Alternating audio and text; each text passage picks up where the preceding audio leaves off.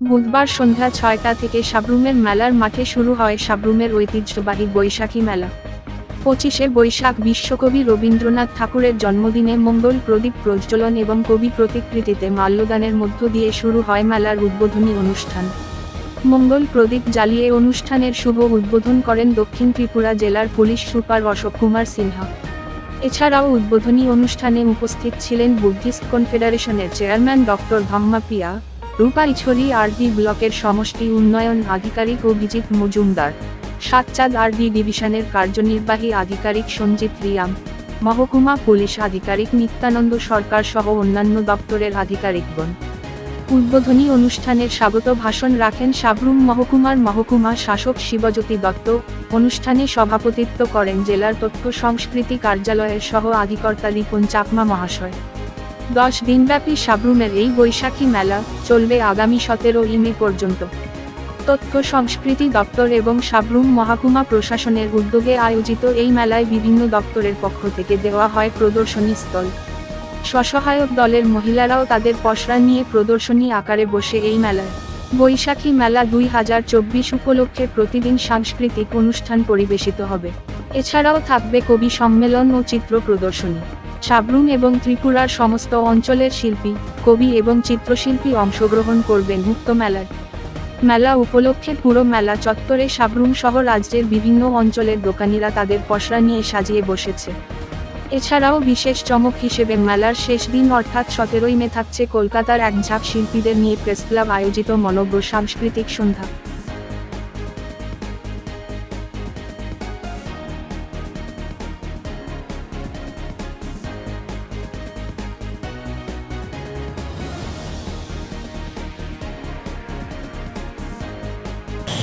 প্রতি বছরেই এই বৈশাখী মেলা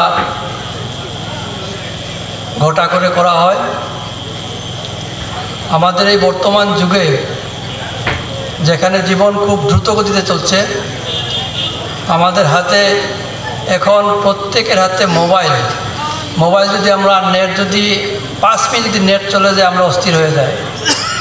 সেই জায়গাতে আমাদের মধ্যে কিন্তু এই দ্রুতগতিতে জীবন যে পরিবর্তন হচ্ছে, তারপরও আমাদের কিছু ঐতিহ্যবাহী জিনিস যেগুলোকে আমরা ধরে নিয়ে যাচ্ছি, বহন করে নিয়ে যাচ্ছি, তার মধ্যে একটা হলো এই মেলা।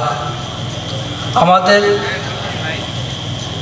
বাঙালি সমাজে প্রচুর ধরনের আমাদের বিভিন্ন ধরনের আমরা অনুষ্ঠান করে থাকি, যেগুলো আজকে বর্তমান যুগে ধীরে ধীরে বিলুপ্তি হয়ে যাচ্ছে। কিন্তু মেলাকে আমরা এখনও বজায় রাখছি এবং বহন করে নিয়ে যাচ্ছি। মেলার মেইন উদ্দেশ্য যেটা হলো, এখানে শুধু বিক্রি কিনি নয়, এখানে মানুষ সারাদিন পরিশ্রম করার পরে একটা সময় বেরিয়ে মেলাতে এসে তার বন্ধুবান্ধব বা বিভিন্ন লোকের সাথে পরিচয় হয়, কথাবার্তা হয়, ভাব বিনিময় হয়। এতে করে আমাদের মধ্যে একটা পরিচিতি লেভেল চলে যায়। তাছাড়া মনের মধ্যে একটা সন্তুষ্টি চলে আসে, মন ফ্রেশ হয়। তৎসঙ্গে আমরা কিছু বিক্রি কিনে করে থাকি। এটা মেলার একটা বৈশিষ্ট্য।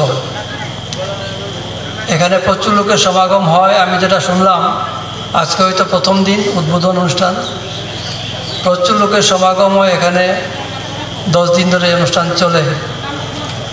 মেলা মানেই লোকের সমাগম, কিন্তু এখানে একটা জিনিস মনে রাখতে হবে আমাদের, এখানে বিভিন্ন জায়গা থেকে লোক চলে আসে, বিভিন্ন মহিলারা, পুরুষ, ছেলেরা, যুবকরা, যুবতীরা, বৃদ্ধ বৃদ্ধারা।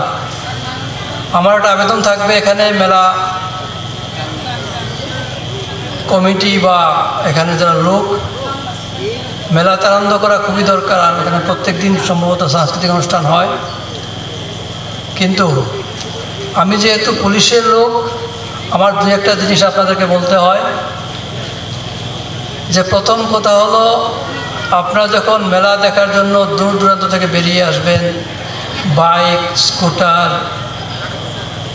বা গাড়ি করে, প্রথমত যারা বাইকে থাকবেন, স্কুটারে থাকবেন, স্কুটিতে থাকবেন, আপনারা অবশ্যই হেলমেট পরিধান করবেন। আপনারা পুলিশ সবসময় চেকিং করছে বিভিন্ন জায়গাতে, হয়তো অনেক লোক মনে করছে পুলিশ অযথা টাইম নষ্ট করছে আমাদেরকে। আমরা কিন্তু জনগণের জীবনকে বাঁচানোর জন্য এই চেষ্টা করছি। আজকে যদি কোনো ঘটনা ঘটে, অ্যাক্সিডেন্ট হয়ে যায়, প্রথমে মাথাতে চোট লেগে যায়, সেই চোটে হয়তো মৃত্যু হতে পারে বা সিরিয়াস অ্যাক্সিডেন্ট হতে হয়, ইনজুর্ড হয়। তা থেকে পরিত্রাণের একমাত্র রাস্তা হলো হেলমেট পরিধান করা।